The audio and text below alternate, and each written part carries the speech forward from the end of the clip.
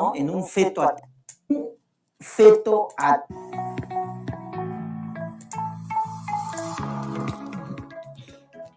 Vamos con los diámetros fetales.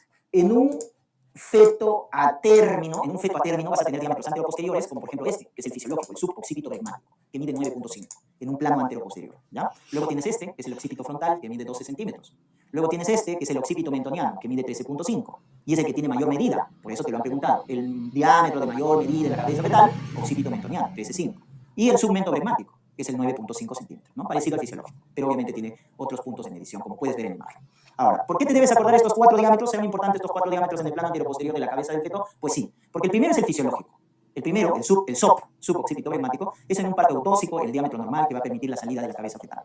Pero los otros 3 son los distóxicos, son las llamadas deflexiones. El bebito, para que pueda salir por el canal del parto, su mentón tiene que pegar al tórax, o sea, tiene que flexionar la cabeza. Cuando no hace eso, ¿qué hace? Extiende la cabeza, y eso se llama deflexión. Eso es distóxico, es algo anormal, que se ve en partos distóxicos. Y hay 3 tipos de flexiones. Recuérdate, la 1, que se llama sincipucio. Entonces, ¿cuál es su diámetro? Occipito frontal. El 2, que es de frente, ¿cuál es su diámetro? Occipito mentoniano. Y el de 3, que es el llamado de cara, presentación de cara, cuyo diámetro es el submento bregmático. Entonces, por eso te debes aprender. Porque si en tu examen te preguntan, ¿cuál es el diámetro normal que se da en un parto autóxico cuando la cabeza está flexionada? Es el SOP.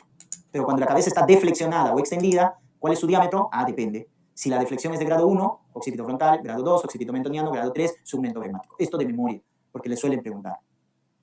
Y en un feto a término, ¿qué diámetros transversos tiene? 3 importantes que te debes acordar. El diámetro biparietal, que mide 9.5, el de mayor medida en el plano transverso, que es el biacromial, el de los hombros, que mide 12, y el de la cadera vitrocantérico, que mide 9.5. ¿Correcto? Tienes esos 3 diámetros. Como ves, cabeza y cadera miden lo mismo. El de mayor medida es el del hombro. Por eso tienes tu distocia de hombro, ¿no? Lo más difícil para salir en el feto, en el parto, es el hombro, porque tiene que sacar el diámetro biacromial. Entonces, ahí tienes todos los diámetros, ¿ya? Acuérdate, mira que el 9.5 se repite en varios, ¿no? En el SOP, en el submento bregmático, en el biparietal, en el vitrocantérico, acuérdate. Tu occipito frontal, igual que el del hombro, biacromial, ¿no? Etcétera. Entonces, trata de relacionar, porque es importante que te acuerdes estos diámetros. El biparietal, acuérdate, el biparietal, ¿correcto? Es el que me va a determinar el encajamiento cuando la presentación es cefálica, ¿no? O sea, cuando el diámetro biparietal llega a las espinas ciáticas, se dice que está encajado. Pero cuando está podálico el feto, el que me va a determinar el encajamiento en un podálico es el diámetro vitrocantérico, mucho cuidado. Entonces, ¿cuándo en un podálico se determina encajado? Cuando el diámetro vitrocantérico ha llegado a las espinas ciáticas, ¿ya? Tengan en cuenta ese dato. Muy bien. Y el de mayor medida en el plano transverso es el biacromial. Pero si te dicen en general cuál es el que tiene mayor medida de todos, en general, no te especifica si es anteroposterior o transverso, es 13.5 el occipito mentoniano. Ese es el de mayor medida en general. Pero si te dice el de mayor medida en el plano transverso, tienes que por eso estar atento a las preguntas, ahí es el biacromial o del hombro que mide 12 centímetros. Vamos con la pelvis. En la caso de la pelvis vamos a dividir en 3 planos, superior, medio, inferior. En el plano superior tenemos estos 3 diámetros. El que se mide con los dedos en el examen físico, como estás viendo, es el llamado conjugado diagonal, o también llamado promonto subpúbico, porque va así, ¿no? Debajo de pubis hasta el promontorio. Entonces, promonto subpúbico, que mide normalmente 12 centímetros. Es el que mides con los dedos en el examen físico. Luego tienes el del medio, que es el conjugado obstétrico, también llamado conjugado vera, verdadero, o promonto retropúbico, es 10.5. Este conjugado obstétrico o promonto retropúbico lo mides a partir del diagonal, y esa es la fórmula.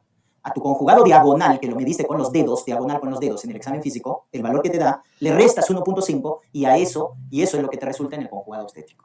¿Se dan cuenta? Pues tengan en cuenta ese dato, ¿ya? Entonces, todos estos es en el plano superior, ¿ya? El de arriba, el que está de rojito acá, es el conjugado anatómico, ¿ya? Le llaman así, o promonto suprapúbico, ¿no? Promonto suprapúbico conjugado anatómico, ¿ya? Pero que no tiene mayor importancia. Los dos importantes es este, que lo mides con los dedos y le restas 1.5 y te obtienes el obstétrico. En el plano medio tienes el diámetro biciático, el de las espinas ciáticas, también llamado interespinoso, que mide 10.5.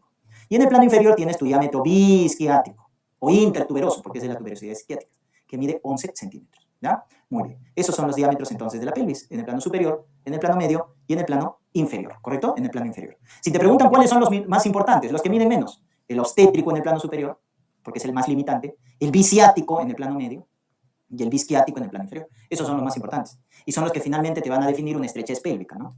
Y tú defines estrechez pélvica, miren, la reglita es fácil para que se acuerden, 10, 9, 8.